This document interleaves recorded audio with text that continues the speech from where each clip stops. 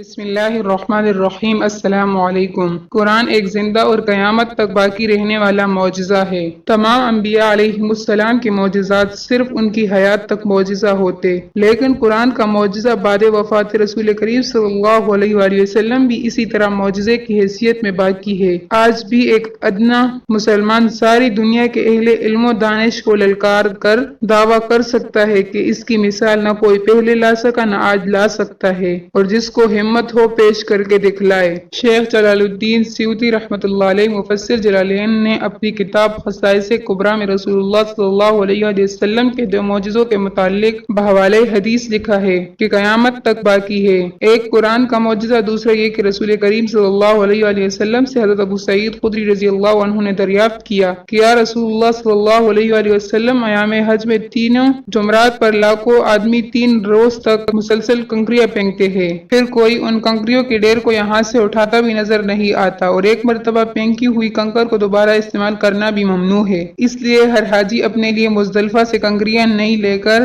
آتا ہے۔ اس کا مقتضا تو یہ تھا کہ جمعرات کے گرد ایک ہی سال میں ڈھیلا لگ جاتا جس میں جمعرات چھپ جاتے، اور چند سال میں تو پہاڑ ہو جاتا۔ ان حضرت صلی اللہ علیہ وآلہ وسلم نے ارشاد فرمایا کہ ہاں، مگر اللہ تعالیٰ نے اپنے فرشتوں کو مقرر کر رکھا ہے کہ جس شخص کا حج قبول ہو اس کی کنکریاں اٹھا لی جائے، تو اب اس جگہ صرف ان کم نصیبوں کی کنکریاں باقی رہ جاتی ہے جن کا حج قبول نہ ہوا، اس لیے اس جگہ پڑی ہوئی کنکریاں بہت کم نظر آتی ہے، اور اگر ایسا نہ ہوتا تو یہاں پہاڑ کھڑا ہو گیا ہوتا۔ یہ روایت سنن بہقی میں موجود ہے۔ یہ ایک ایسی حدیث ہے جس کے ذریعے رسول کریم صلی اللہ علیہ وآلہ وسلم کی سچائی کی تصدیق ہر سال اور ہر زمانے میں ہو سکتی ہے، کیونکہ یہ حقیقت ہے کہ حج میں لاکھوں آدمی ہر سال جمع ہوتے ہیں، اور ہر شخص پر ہر جمعے پر ہر روز 7 کنکریاں پھینکتا ہے، اور بعض جاہل تو بڑے بڑے پتھر پھینکتے ہیں، اور یہ بھی یقینی طور پر معلوم ہے کہ ان کنکریوں کو یہاں سے اٹھانے اور صاف کرنے کا حکومت یا کوئی جماعت بھی